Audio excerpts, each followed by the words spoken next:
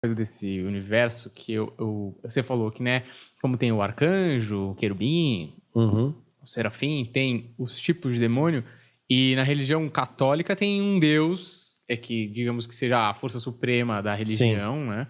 Então, tem vários tipos de demônio, mas eu queria saber se tem o Satã, que é o principal articulador de tudo isso. Tem. Esse aí é que eu me confundo um pouco. Esse cara que é o grande articulador do satanismo é o Lúcifer que caiu, ou esse cara já existia há muito tempo antes? Como que é, vamos dizer assim, o mito, tem o mito de criação da igreja, né, de Deus, sei lá, como que é essa origem, vamos dizer assim? Entendi. Sabe? Excelente. Sim, entendi. Desde quando ele está operando. É, né? como que isso surgiu? Entendi. O nome dele já foi dito pela literatura judaica como Samael, né? Mas não tem nada a ver. É Lúcifer mesmo, que fala em Isaías, é o portador de luz. Então, Lúcifer é um nome, ele vai estar em Ezequiel capítulo 28, que diz que ele era o querubim ungido. Isso mostra a patente dele, querubim. Ungido, então ungido ele era separado para alguma coisa, santificado para alguma coisa, né? E diz que era perfeito nos seus caminhos, né? Que era uma pessoa, que era um anjo do bem. Só que você só pode invejar quem você está perto. Ele estava muito perto de Deus, ele teve inveja de Deus, quis ser como Deus. Como diz a palavra, ele quis subir acima das mais altas nuvens e ser semelhante ao Altíssimo. Então ele quis ser Deus. Ele quis ser Deus. A partir do momento que ele quer ser Deus, ele se transforma, Lúcifer se transforma em Satanás, que na verdade é só um adjetivo, não é um nome. Satanás é uma palavra em hebraica que quer dizer Satã, né? O adversário. Né? E a palavra diabo vem de diabolos, vem do grego, é aquele que traz divisão. São adjetivos só, mas o nome é Lúcifer. Né? O resto são só adjetivos. Né? E ele sim é o majoritário. Agora, o poder de persuasão dele é inacreditável. Ele enganou a terça parte dos anjos. A terça parte, isso não é pouco. Quando a gente imagina em terça parte dos anjos, quando a gente faz uma projeção para a Terra, temos 7 bilhões e meio de pessoas aqui, né? A gente vai ter uma ideia, a terça parte, né? Só que a Terra é um ponto no universo, é um nada. Né? Quando foi a sonda Voyager saindo do sistema solar, ela tirou uma foto da Terra perto de Saturno e a Terra é um pontinho.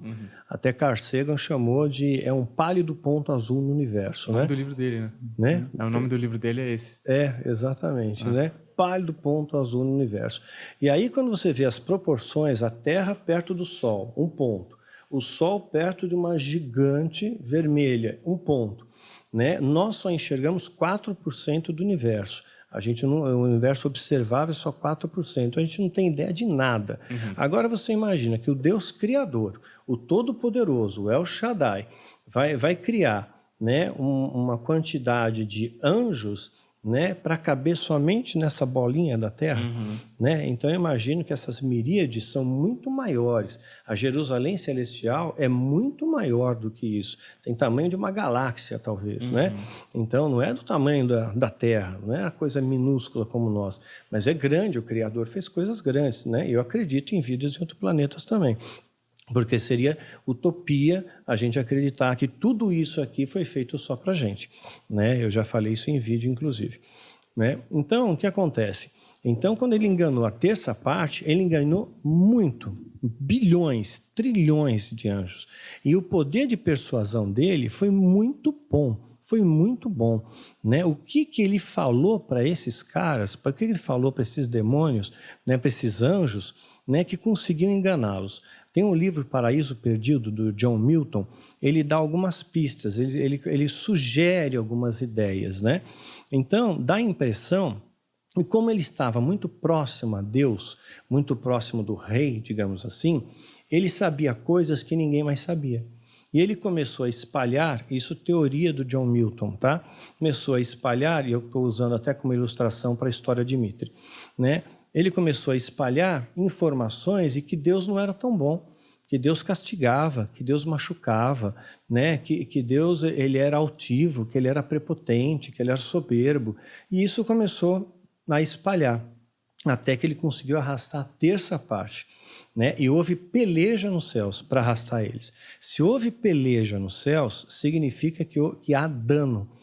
Porque se os dois são imortais, eles vão brigar até a eternidade.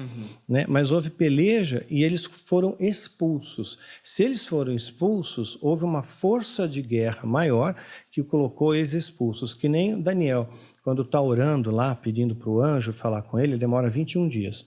Né? E ele, o anjo, quando vem, fala, olha, eu escutei o que você falou, mas eu fiquei preso porque o príncipe da Pérsia ficou me retendo. Ou seja, se houve retenção, houve dano. Houve combate, porque senão eles estariam brigando para toda a posteridade. Então existe dano nessas batalhas, existe dano nesses confrontos, né? Por isso que a árvore da vida diz que traz cura para as nações, né? Então as folhas da árvore da vida traz cura. Então eu entendo que essas folhas trazem cura para feridas e combate, quer seja dos anjos, quer sejam de pessoas que chegam machucadas no céu, né? Alguma coisa assim.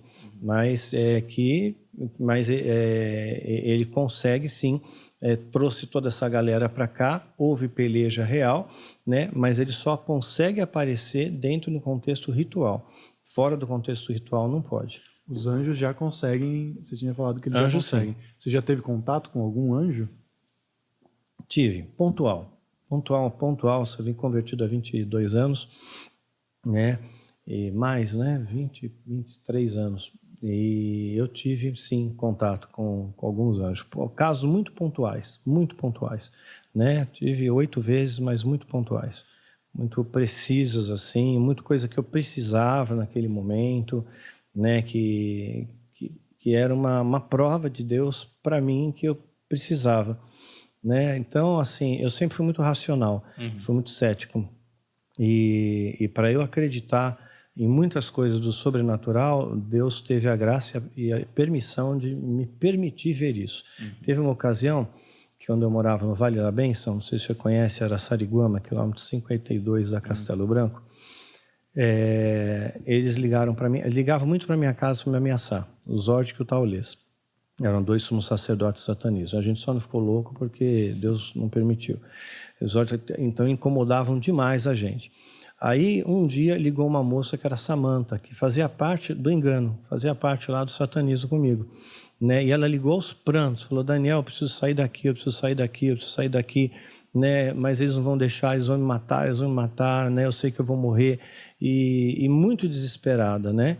E eu peguei, acalmei ela por telefone, minha esposa pegou na extensão, a gente tentou acalmar ela, calma, você vem para minha casa, pega um táxi agora, vem para minha casa, você vai ficar aqui com a gente, né?